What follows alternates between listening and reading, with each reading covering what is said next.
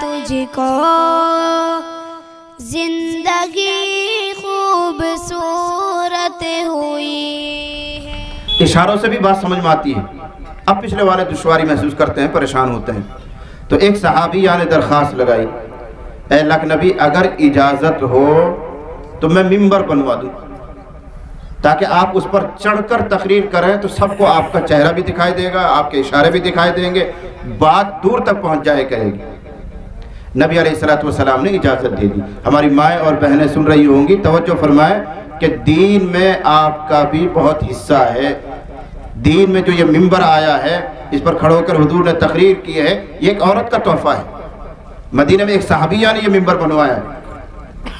تو یہ مدرسے، یہ مکاتب، یہ آپ سب آپ کی امانت ہیں، ان میں زیادہ سے زیادہ اپنا حصہ لگانا چاہیے اور ڈھونڈتے رہنے چاہیے کہ کون سا کام میں کروا دوں۔ مدرسہ زیر تعمیر ہے، آپ کو لگ رہا ہے تو آپ محسوس کر رہے ہیں کہ یہاں ایک کمرہ میرا نام کا بھی ہونا چاہیے۔ یہاں مسجد نہیں ہے، مسجد مجھے بنوانی ہے، تمنا کرو۔ یہ سب صدقہ جاریہ کی صورتیں ہیں۔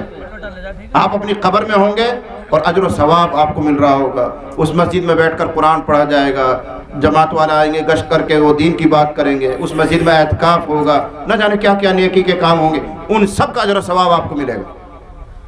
اس موضوع پر تو انشاءاللہ مولانا آپ کو سمجھائیں گے۔ تو وہ ممبر بن کر آیا، اور نبی علیہ السلام نے جب ممبر بن کر آیا تو ممبر پر کھڑے ہو کر فرض نماز جماعت کے ساتھ پڑھائی۔ غور کرنا میری باتوں پر۔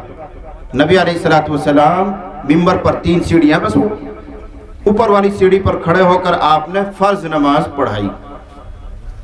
ممبر پر فرض نماز کیسے ہو سکتی؟ زیادہ سے زیادہ قیام ہو سکتا ہے، اور زیادہ کوشش کرو گے تو رکوع ہو جائے گا، لیکن سجدہ تو ہو ہی نہیں سکتا۔ اتنی تو سیڑھی ہے جس پر آدمی کھڑا ہوا ہے، سجدہ کے لیے تو لمبا ہونا چاہیے۔ تو نبی علیہ السلام اب فرض نماز پڑھا رہے ہیں، بالکل ممبر پر کھڑے ہو کر آپ نے نیت باندھی، سورہ فاتحہ پڑھی، اس کے بعد قرآن کی تلاوت کی، رکوع بھی وہیں فرما لیا۔ اب سجدے کا نمبر آیا تو ظاہر بات ہے وہاں سجدہ نہیں ہو سکتا، تو آپ پیچھے ہٹے، ممبر سے اترے، میواتی جس کو کہتے ہیں ہٹ پہیا چلے، ایڑیوں کے بل آپ نیچے اترے، اور اگلی صف میں آ کر آپ نے 2 سجدے فرمائے۔ 2 سجدوں سے فارغ ہو کر پھر سیڑھی چڑھے اور اوپر جا کھڑو کر اگلی رکعت پڑھائی۔ اس طرح فرض نماز، کوئی نفل نہیں، فرض نماز جماعت کے ساتھ ممبر پر کھڑے ہو کر آپ نے پڑھائی۔ اور جب نماز سے فارغ ہو گئے تو آپ نے لوگوں سے سوال کیا، کیوں کیا میں نے ایسے؟ یہاں کھڑے ہو کر نماز کیوں پڑھا کے دکھائی ہے؟ تو صحابہ کا تو ہمیشہ ایک ہی جواب ہوتا تھا کہ اللہ اس کے رسول بہتر جانتے ہیں، کیا حکمت ہے، کیا راز ہے، آپ جانیں اور آپ کا خدا جانے، ہم تو محتاج ہیں، آپ بتائیں گے تو علم ہو جائے گا، نہیں تو ہم تو بے علم ہیں۔ تو نبی نے ارشاد فرمایا، میں نے یہاں کھڑے ہو کر نماز پڑھ کر اس لیے دکھائی ہے تاکہ تم لوگ سیکھ جاؤ کہ نماز کیسے پڑھی جاتی ہے۔ اور پھر ہدایت دی، صلو کما رأیتمونی اصلی، اے لوگو اسی طریقے سے نماز پڑھا کرو جیسے میں نے تم کو نماز پڑھ کر دکھائی ہے۔ لیکن یہ قصہ، یہ ہدایت، یہ کہانی صرف نماز تک نہیں ہے، یہ ایک پیغام عام ہے کہ حضور یہ فرما رہے چاہ رہے ہیں کہ زندگی کے جس شعبے میں تم لوگ ہو، اس شعبے میں جو بھی تم کام کر رہے ہو وہ اس طرح ہونا چاہیے جیسے تمہارا نبی نے کر کے دکھایا ہے۔ یہی اللہ چاہتا ہے، یہی اللہ کا پیغمبر کو بھیجنے کا مقصد تھا۔ اس لیے میرے بھائیوں، اگر ہمیں دنیا میں اور آخرت میں کامیابی چاہیے، عزت چاہیے، سربلندی چاہیے، فلاح چاہیے، تو ایک ہی شکل ہے کہ ہم سب حضرت محمد الرسول اللہ صلی اللہ علیہ وسلم کی سیرت کو اپنائیں، ایک ایک سنت کو گلے سے لگائیں، ایک ایک سنت پر عمل کریں۔ چہرہ بھی سنت کے مطابق ہونا چاہیے، لباس بھی سنت کے مطابق ہونا چاہیے، کھانا پینا بھی سنت کے مطابق ہونا چاہیے، اوڑھنا پہننا بھی سنت کے مطابق ہونا چاہیے، شادی بیاہ کوئی بھی معاملہ ہو سب سنت کے مطابق ہو۔ وہ آدمی اللہ کو محبوب ہے، وہ اللہ کا چہیتا بن جاتا ہے۔ ہماری کمزوری یہ ہے کہ جب سنتوں کے لیے کہا جاتا ہے تو موٹی سی سنت ذہن میں آتی ہے، بے کھانے کی سنت، پینے کی سنت، پیشاب کرنے کی سنت، بیت الخلا کرنے کی سنت، بس یہی سمجھ میں آتی ہے۔ فقہاء کرام کے نزدیک یہ تو ادنا سنتیں ہیں، اس سے بھی اعلیٰ سنتیں موجود ہیں۔ لوگوں کی ہمدردی کرنا، کسی کمزور کی خدمت کرنا، کسی غریب کے لیے سہارا بننا، یہ نبی کی اصل سنت ہے۔ امت کے لیے تڑپنا، بے تاب ہونا، بے چین ہونا، ان کے لیے دعائیں مغفرت کا اہتمام کرنا، ان کی ہدایت کی کوشش کرنا، یہ اہم سنت ہے نبی۔ صرف کھانا پینا اوڑھنے پہننا تو سنتیں نہیں ہیں.